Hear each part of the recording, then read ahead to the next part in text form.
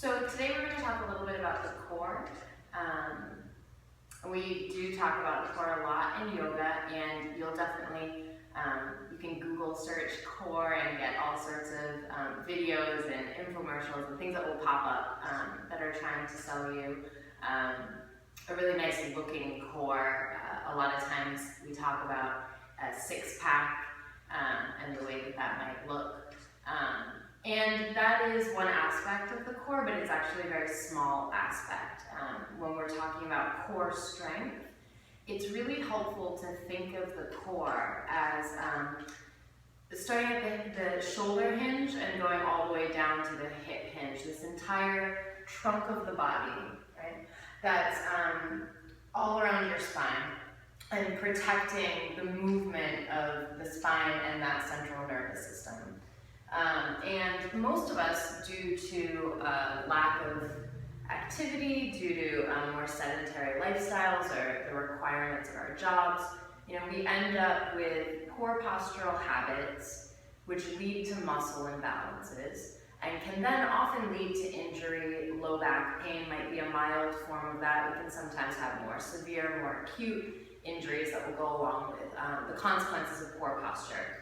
So it's in our best interest to strengthen our core and to really think beyond that idea of a six-pack, which is really just the rectus abdominis muscle at the very front of the belly, right? And then beyond that, you have more and more layers of muscle. Even just in the front of the belly alone, you have the obliques, you have the transverse abdominis, which is really helpful in our practice to kind of like hug in sort of this corseting action. But then you really have a group of 28 to 30 different muscle groups that are all working together to support the trunk of the body as we move. And in kinesiology, we talk about the idea of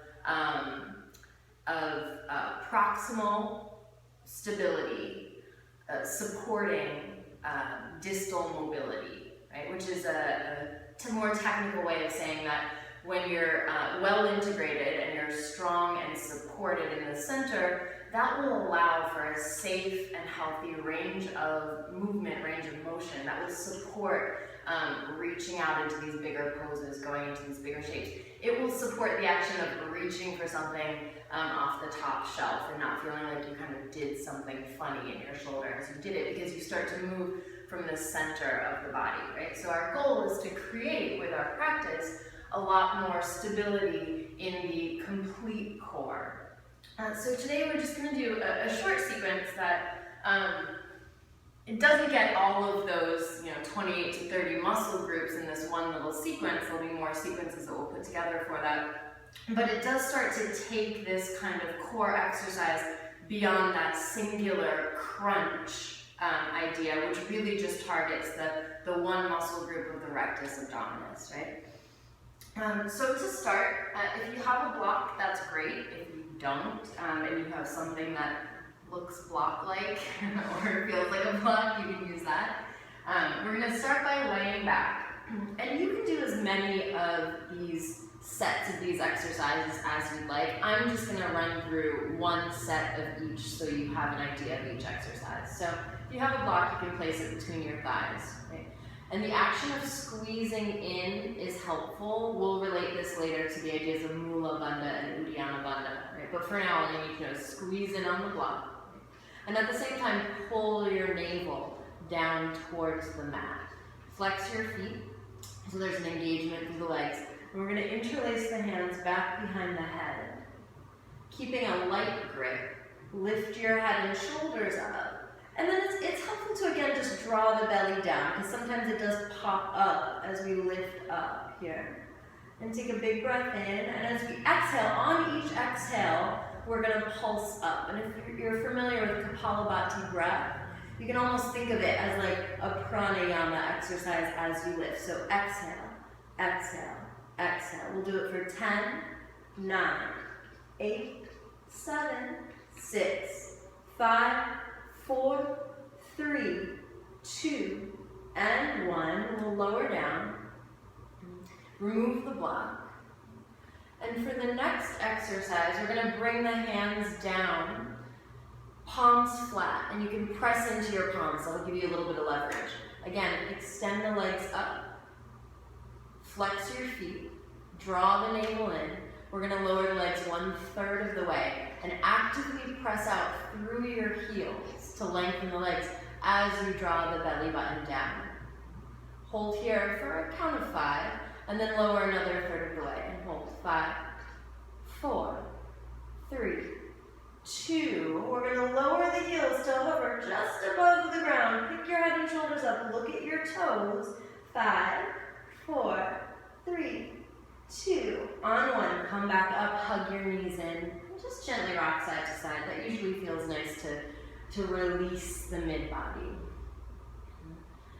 And then we're gonna start to come up, and if it feels okay on your spine, you can roll a couple times to come up. And then we'll come up to a boat pose or Navasana. And boat pose is a nice way to engage the central core beyond just that rectus abdominis muscle. It by necessity, because you're holding yourself up against gravity, it engages more of the muscle around the spine. But in that, you want to make sure that you can maintain this really nice elongated posture in your spine where your shoulder blades are on your back. You have that sort of, again, that neutral alignment, that kind of Vitruvian Man classical alignment, right? So we're not rounding, we're not sinking into the low back. So that might mean that you want to keep your hands back behind your thighs to hold. Okay? And if it feels like, okay, I can extend my arms, you can still keep the knees bent, or you can extend the legs. And we're just going to count to 5, 4, 3, 2. On 1, lower halfway for Ardha Navasana. 5, 4, 3, 2. On 1, come back up, Navasana. 5, 4, 3, 2, 1. And again, you can do this as many times as you want, or not. You can stop there. The next step is we'll take the shins, we'll bend the knees so the shins are parallel to the floor. And again, this is a breath exercise. So on an inhale, extend a bit. On the exhale, pulse in for 1, 2, 3, 4, 5, 6, 7, 8, 9, and 10. We're going to take both knees to the right, hands to the left, and then switch. 2, 3, 4, 5, 6, 7, 8, 9, 10. Come back, and again, 10, 9, 8, 7, 6, 5, 4, 3, 2, and 1. Bring the feet down and just hug your knees in. Get a good squeeze. This will lengthen the spine. You can sit really tall and release that. We'll lower down again. And so accessing a little bit more of the obliques as well as the central muscles. We're going to interlace the hands behind the head for the last round for this session. And again, there are many different ways you could target the core of the body, but this is just a start. Bring the heels up. Legs up, and you could again have that feeling, you're not going to have the block between your thighs here, but have that feeling of hugging in as you lift your head and shoulders up. Take a breath in, and as you exhale, bring the right elbow towards the left knee, lower the right leg down to hover. Come back up to center and twist. And we're just going to go back and forth here, and you want to see if you can avoid popping up in the upper back, right? So if you lower your leg down and at a certain point you start to lift up and you see this little back bend happening in your back, you don't need to go down that far. You could actually stay quite high with the action and keep the integrity, keep the structure around the spine. Okay? And if you can go lower, you can go lower. Exhaling each time you twist. For as many times as you can stand. And when you're done, just hug your knees in and rock side to side.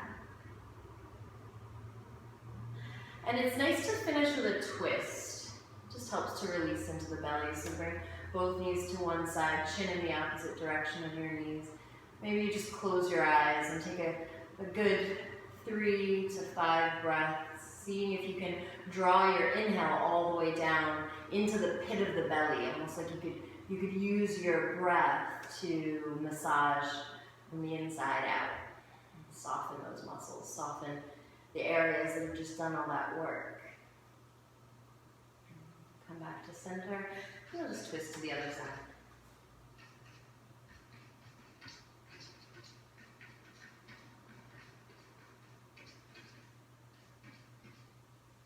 And then come on up. So if you could integrate a plank into this as well, that would be a really nice kind of well-rounded practice to start to strengthen the core in a more holistic way than just looking at the certain muscles, the showy kind of muscles that we tend to like. And in particular, we're really looking at finding ways to engage the transverse abdominis, this sort of central muscle that hugs us in and keeps the low back well supported and in proper alignment. So I say that a plank would round this out nicely, and it would.